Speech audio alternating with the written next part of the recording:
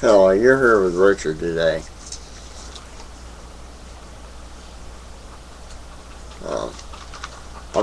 I'm gonna put another V up here later. It's taking me over 15 minutes to log on here before I record something. And down there by my screen, two little TVs show up. Not just the two talkies, there are two sets of them. And if I reach over and unplug the phone line, it says, remote desktop has been lost. Connection to remote desktop has been lost. It has to be restored from the other side. I don't know really why it does that. And then it says the hidden window has been closed. And I don't know, I'm just getting all that stuff. I don't know how to put these papers up on here yet, but I got dozens of papers for I'll try to show some of these. These are from the records where I've went to court and where I made statements to the judge. Now, I don't know how I go about this, but me and David Bennett went down there one time.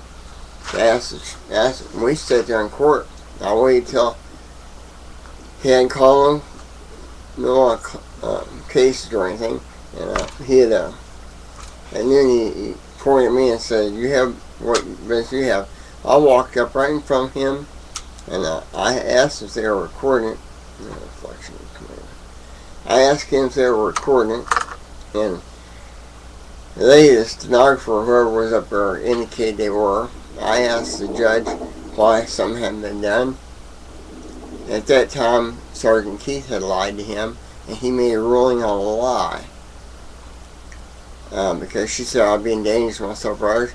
She's a sergeant who caused me to go have a mental evaluation because they said they were going to discredit me. I spoke to the United States Attorney General, the Department of Sheriff's Association, Department of Justice, and several other organizations. I spoke to when this all started, George Bush was president, and Matt Blunt was Missouri's governor, and Mr. Nixon was Attorney General. I've got letters here from Matt Blunt saying I had to go back down to the Sheriff's Department. And Justin Glick was working for the AG's office, and Mr. Nixon was the Attorney General, and they all kept saying I had to go back down to the Sheriff's Department. Well, what do you do when you're scared of the Sheriff's Department? They threaten to have you discredited. I went to the Bar Association and the Highway Patrol. I went to Troop F, and a gentleman that came out to talk to me. That's why I seen all this stuff being sold over here on the road I live on. So it's Gumby Road here in Milliken, Missouri.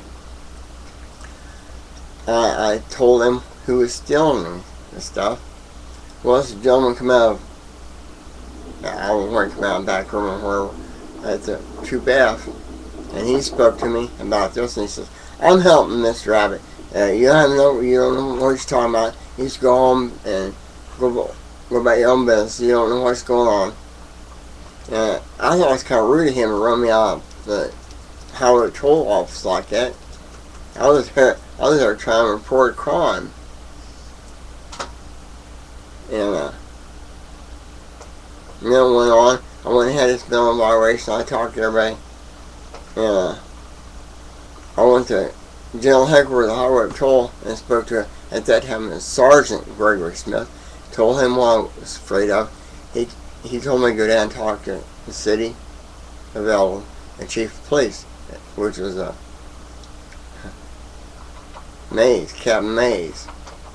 I told him what I was afraid of. He got on the phone. He called the sheriff, Mr. Abbott. Put him on speakerphone. Told him I was afraid to come down there because I was afraid of what was going to happen. I was told what was going to happen to me. Mr. Abbott says, "Oh, send him on down here and that'll happen." Nothing happened. Now remember, I told the Attorney General of the United States, because I emailed Barack Obama's office. They said they couldn't help me. I had to go back down to Sheriff's Department. I still get feeds twice a day from him and twice a day from other organizations. The one I keep putting up on Twitter and Facebook is from National Police Misconduct feeds. Anyway, I told everybody what they were going to do to me. So, okay, now I walk in the Sheriff's Department. Now, they were expecting me, because Mr. Evans said, don't stay on down here, nothing will happen. They were expecting me. So I walked in, and the dispatch says, oh, Mr. Wingert, he's expecting you. Just wait here a few minutes, he'll be right over. He had run some warrants over to the courthouse to be signed. He'd be right back. And Sergeant Keith, the one told me he's going, I better stop this or they're going to discredit me.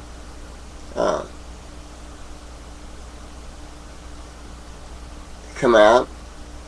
And I said, and she's wondering why I want to talk to sheriff. And I said, well, y'all say you lost papers. I didn't have one signed. And I want to talk to him about the charges I've been trying to press for over a year. And he keeps saying I didn't need signed papers. So when I was down there almost a month earlier with David Bennett, and we tried to press charges, and Deputy Pendleton, so turned it made back and said he needs to put his name here, he needs to put his social security number where it says social security number. What does he think? I'm an idiot? Why couldn't he just tell me that? You know, he's very disrespectful. Well, I think if Billy Risen, Brian Kidwell, Dane Pendleton, Keith, and Vernon have all been asked to resign because of this. If they get fired, they can't be a crossing guard no more. Anyway, get back when I walked in the door, she asked me what was, well, back up. She told me if I didn't drop all this.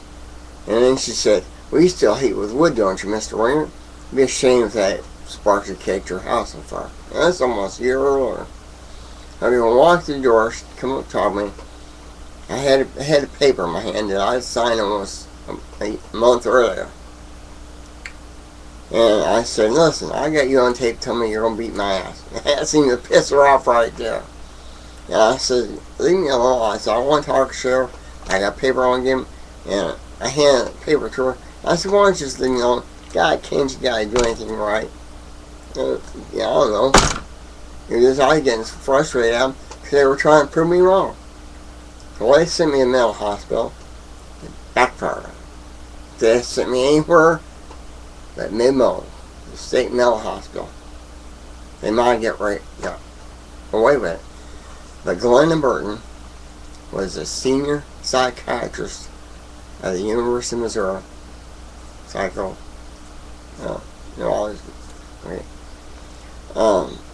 She was my doctor. I had a bad car wreck in 81. She was my doctor for 10 years, and she knew about trouble I was having with Tom Russell back then. The same thing happened.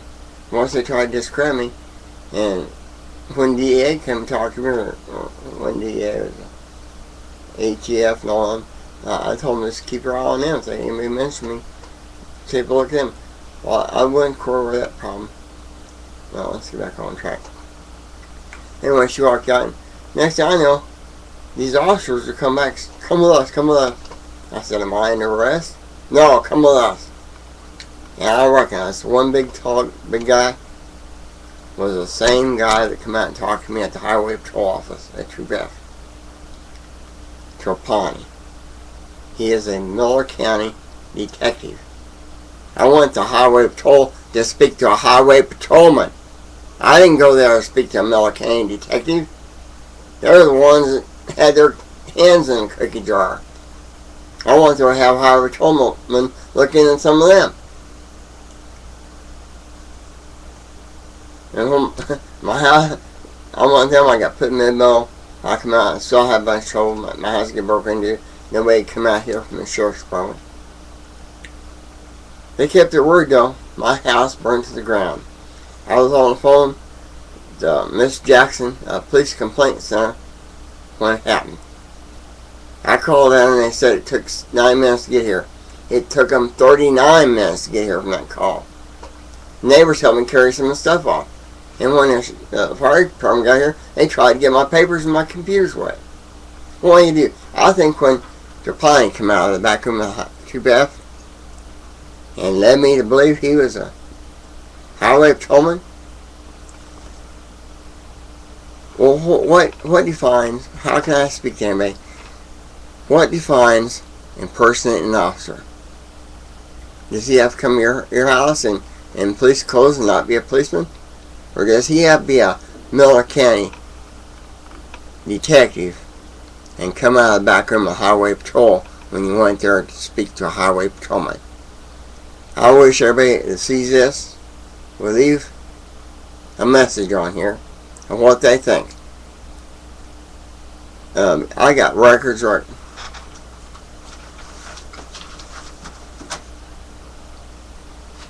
I got records, and this thing's Manila envelope I give the sheriff. This is all different records. All different. The one I got my phone calls.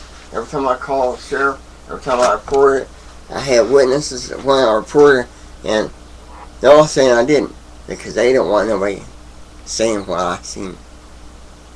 Well, I gotta get off here. I've been on here. I'll be still recording. But you got Richard here, the Man for Justice show.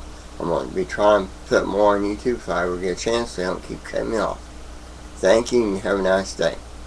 And you can go to MillerCountySheriffNews.com. Thank you.